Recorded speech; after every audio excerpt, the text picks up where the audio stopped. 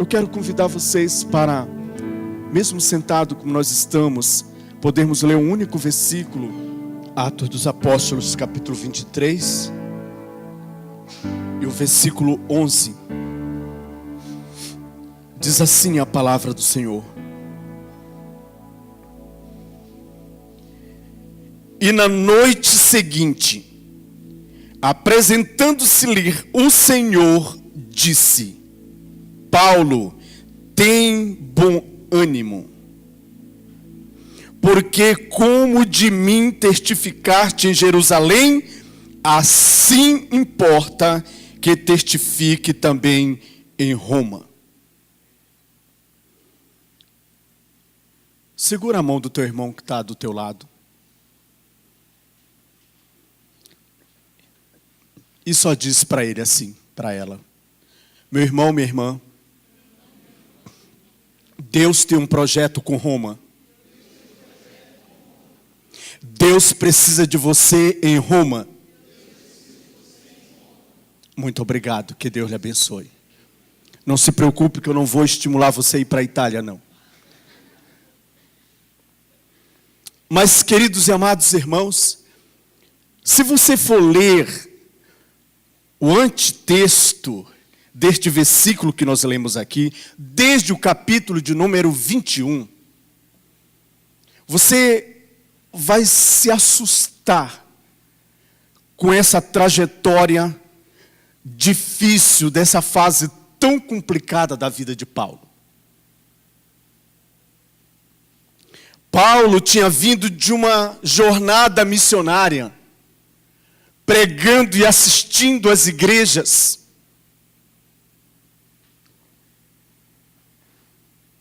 Por várias cidades, várias comunidades, várias províncias.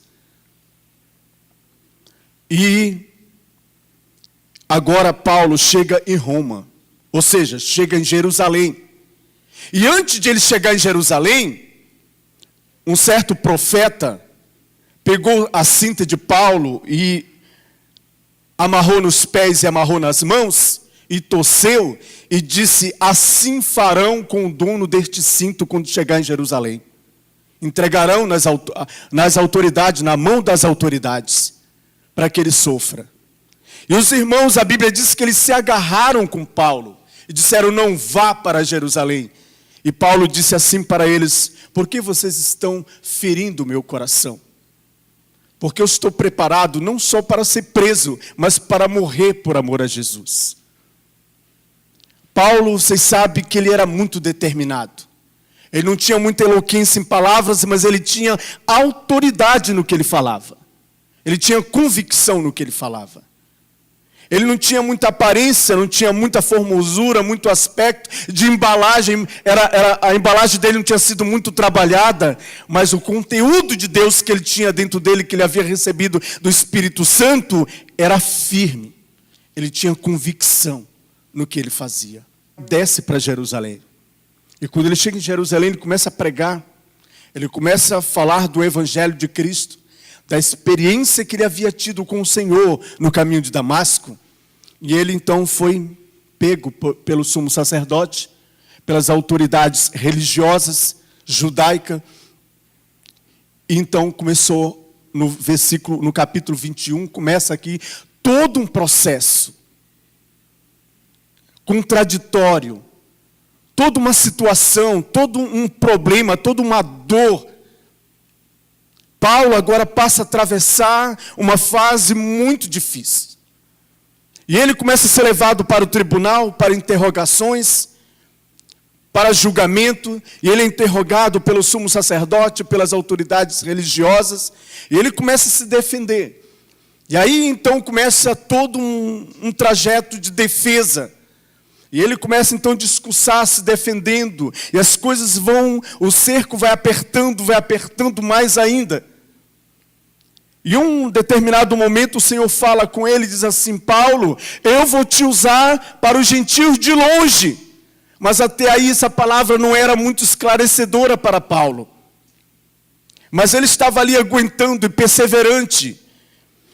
E num dos seus discursos, que é aqui no começo do capítulo 23, A situação estava tão complicada que ele então descobriu que ali aquele sinédrio era formado, as pessoas que estavam ali o julgando e o assistindo na sua defesa, todo aquele contingente ali, então era formado por duas classes de religiosos, por saduceus e por fariseus.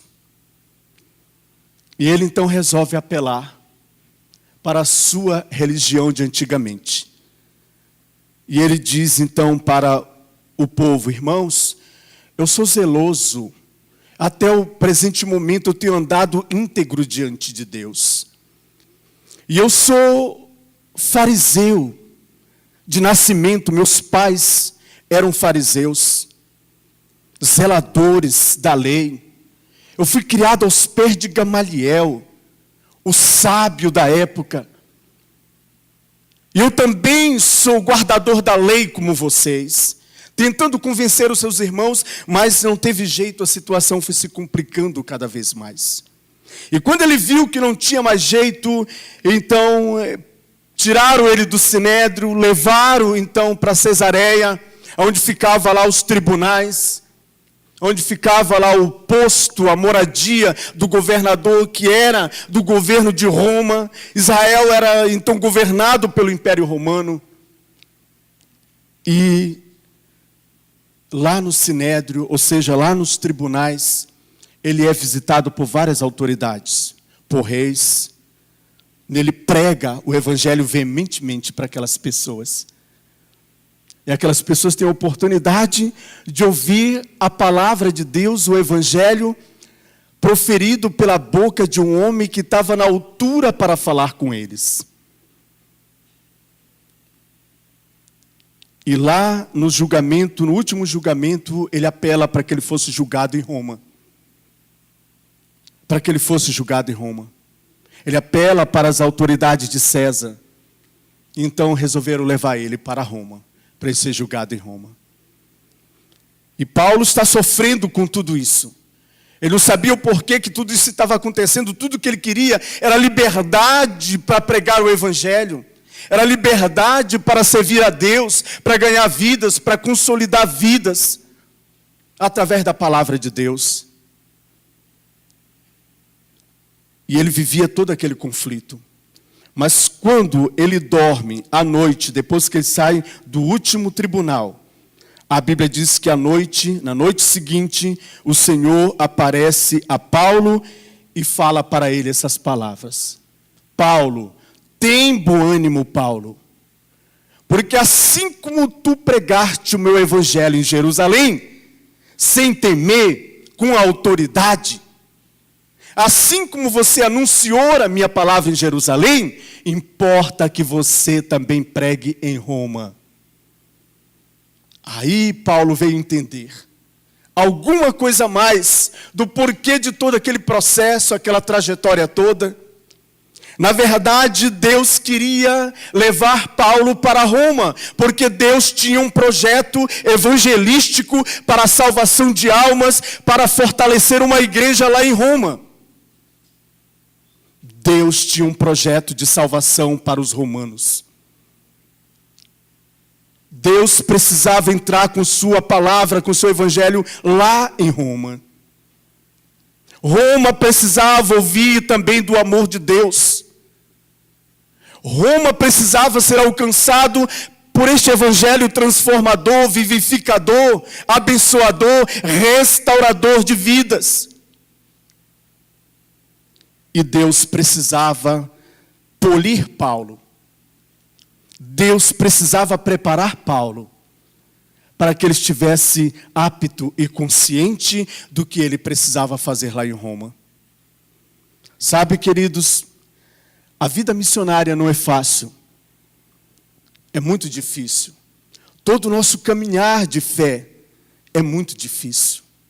A nossa trajetória por esse mundo que é tão rápida, é tão passageira, não é fácil. E quem achar que ser crente é fácil, eu não sei não. Eu tenho minhas dúvidas, porque não é fácil ser crente. Mas ser crente é sinônimo de nós herdarmos um novo céu e uma nova terra muito em breve. Ser crente é sinônimo de nós desfrutarmos, mesmo ainda nesse mundo, da graça do Senhor Jesus. Vivermos, caminharmos debaixo da graça do Senhor, da bênção que Ele já preparou, já estabeleceu para as nossas vidas, para a nossa casa, para a nossa família. Mesmo que nós tenhamos projetado o nosso futuro de uma forma e que veio a não dar certo, da forma como nós projetamos, mas não para por aí. Nunca é tarde para recomeçarmos. Porque os nossos sonhos, só nós podemos matar os nossos sonhos. E se nós quisermos ver os nossos sonhos sendo vivificados, transformados a cada dia, fortalecidos e abençoados, nós temos de Deus a autoridade para fazer os nossos sonhos prosperar. Serem abençoados, serem vitoriosos. Ninguém pode levar os teus sonhos à derrota. Tudo que nós precisamos é entender o trabalhar de Deus na nossa vida. Paulo estava aqui sendo trabalhado por Deus. Deus tinha um projeto específico para Paulo lá em Roma. Deus tinha um negócio com Paulo lá em Roma. Eu não sei qual é a luta que você está enfrentando. Eu não sei qual é a dificuldade, a trajetória de luta que você está enfrentando. Eu não sei. Mas também não vai adiantar muito eu saber. Basta que Jesus saiba. Basta que o Espírito Santo conheça. Eu não sei o que você está enfrentando. Mas eu sei de uma coisa. Eu sei de uma coisa. É que nessa luta, que nessa trajetória difícil que você não está entendendo, o que Deus está querendo fazer na sua vida, Deus tem um projeto. E esse projeto é de aperfeiçoar, lapidar a nossa vida, para que nós viemos nos tornar aptos para o reino de Deus. Por isso que Jesus disse que aquele que põe a mão no arado não pode mais olhar para trás. Se olharmos para trás, não estamos aptos para o reino de Deus. Quando nós conhecemos, pôr a mão no arado é conhecer o Evangelho. É fazer parte agora dessa caminhada, desse exército, desse contingente de homens e mulheres salvos por Jesus Cristo, que já tiveram seus pecados perdoados, lavados e remidos pelo sangue do Cordeiro, e que agora esperam um novo céu e uma nova terra, e que muito em breve vai bradar a última trombeta de Deus, diz a palavra do Senhor. E quando bradar essa última trombeta, os nossos ouvidos espirituais estarão aguçados, e nós ouviremos o Senhor chamar pelo nosso nome. E nós entenderemos que é a voz do bom pastor. E a Bíblia diz, Jesus certa vez disse que quando a ovelha ouve a voz do seu pastor, ela conhece e ela o segue.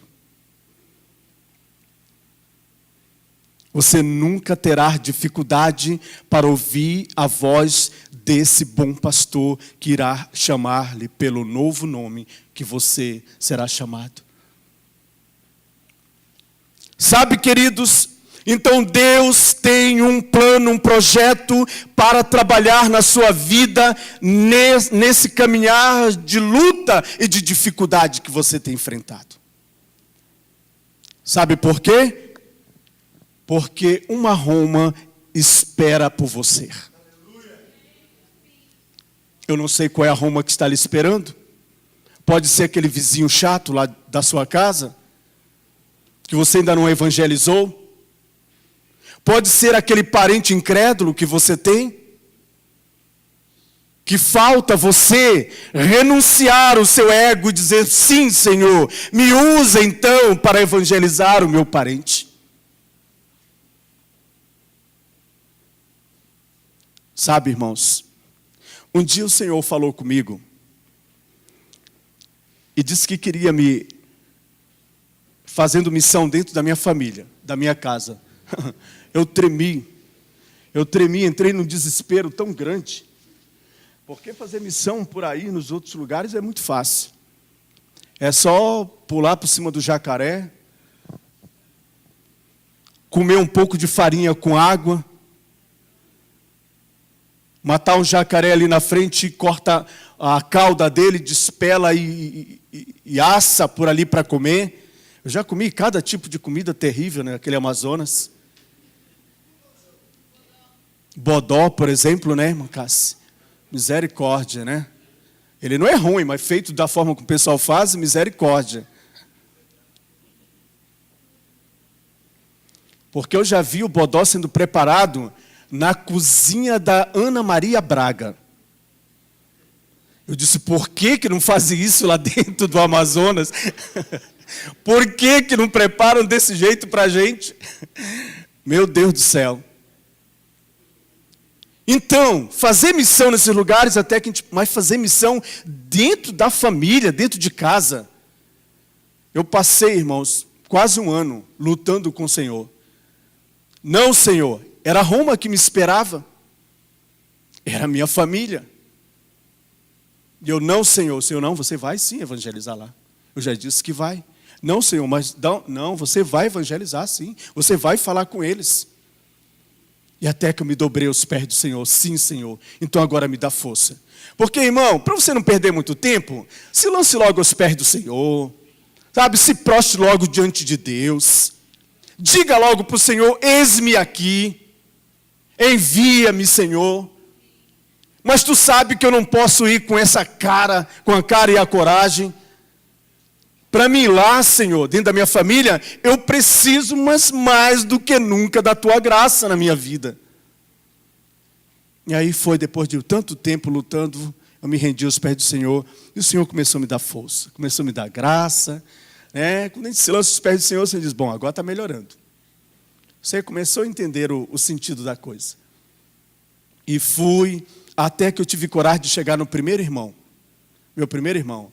Rapaz, olha, Deus falou assim comigo. Eu posso imaginar a dificuldade, irmãos, de Moisés. Eu pude ter um gostinho assim, de imaginação da dificuldade de Moisés. Ó, Deus está falando comigo assim. Mas para minha surpresa, aquele meu irmão disse assim, puxa, olha aí, ó, eu estou querendo fazer isso há tempo e não sabia como. Deus te use. Aí fui com outro, todos nota 10. Mas aí chegou no último. Sabe, membro de uma igreja, a igreja mais santa que existe por aí. E quando eu cheguei no cara, aí foi terrível.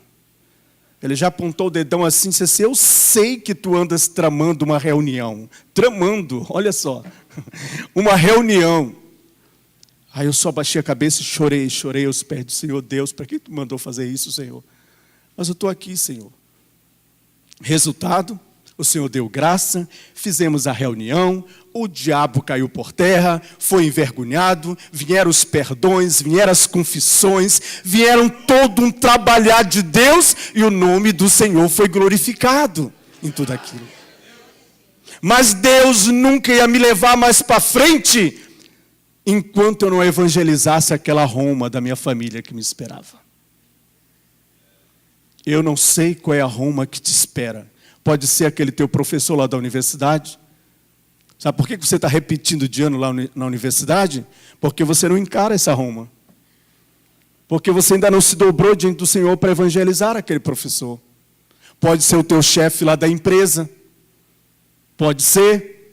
E você já fez curso para se promover. Você já fez de tudo para ser promovido. E você não consegue. Mas por que eu não consigo ser promovido? É porque a Roma ainda não foi evangelizado por você. Deus queria Paulo em Roma. Mas Deus estava fazendo com que ele passasse por um processo. E até que ele vai para Roma. É enviado para Roma. E nesse ir para Roma, meu Deus, que trajeto terrível. Vocês lembram do naufrágio lá de Paulo? Lá na ilha de Malta? Meu Deus, esse homem sofreu, não foi brincadeira.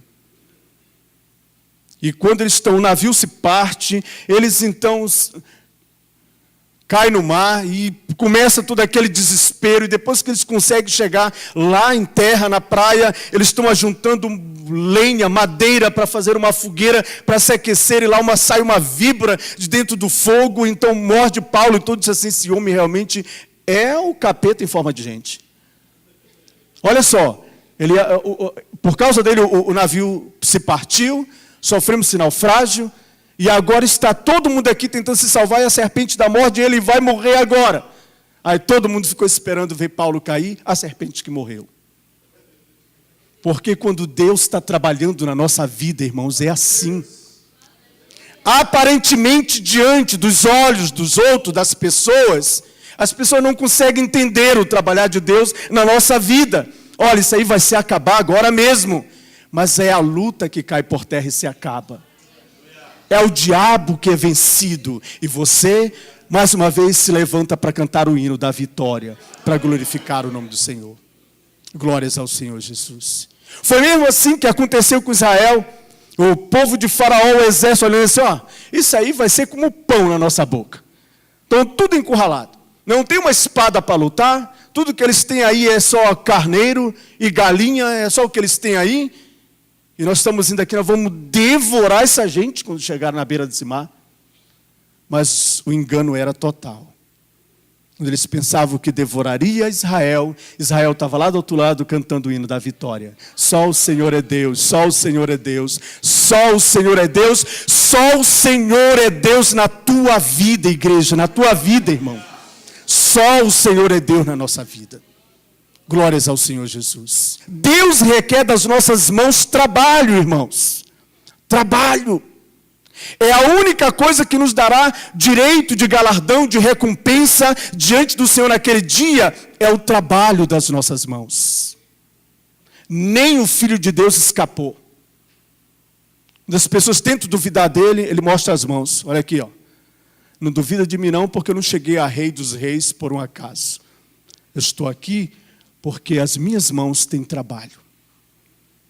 E por causa do trabalho de Jesus, aqui está o fruto do penoso sacrifício dele lá na cruz. A sua igreja, remida, lavada, abençoada pelo sangue do Cordeiro de Deus, esperando a volta desse rei. Glórias ao Senhor. E persevere em esperar. Porque aquele que prometeu é fiel, louvado seja o nome do Senhor. Ele não é homem para que minta e nem filho do homem para que se arrependa. Ele é fiel, ele é maravilhoso. Então Deus tinha um plano com Paulo, lá em Roma. E eles superam aquela dificuldade lá de Malta. Lá em Malta ele consegue evangelizar o governador de Malta. As autoridades de Malta foram evangelizadas por Paulo. Olha o trajeto de Deus na vida dele. E depois que tudo então estava já feito, uma missão havia sido realizada em Malta, passa um novo navio, e eles pegam aquele navio e vão para Roma. E quando chega em Roma, o capitão da guarda, que tomava conta de todos aqueles presos, foi e apresentou todos os presos lá no presídio. E entregou, está aqui os presos. Os que se salvaram do naufrágio estão aqui. E Paulo? Não, Paulo vai cumprir a sua pena em liberdade na sua casa. Olha só, o trabalhar de Deus. Deram o direito, a liberdade para Paulo cumprir a pena lá na sua casa. Mas pena não sei do que ele não tinha feito nenhum erro, não tinha cometido nenhum erro. E lá está Paulo na sua casa, sob prisão, mas as pessoas fluíam para se encontrar com Paulo, e Paulo pregava a palavra de Deus para aquela gente. E ali foi brotando uma igreja. Ali foi nascendo uma igreja. E a igreja foi se fortalecendo. E o Senhor atingiu toda Roma com o evangelho, com a pregação da palavra. E vocês sabem que Roma foi uma igreja fortalecida, abençoada. Muitos e muitos milhares e milhares de salvos já estão no céu, que saíram de Roma, estão nos esperando, nos aguardando.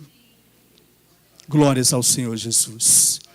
Amado, não se escandalize com essa luta que você está enfrentando. Não se desespere por causa dessa luta que você está enfrentando. É um trabalhar de Deus na sua vida.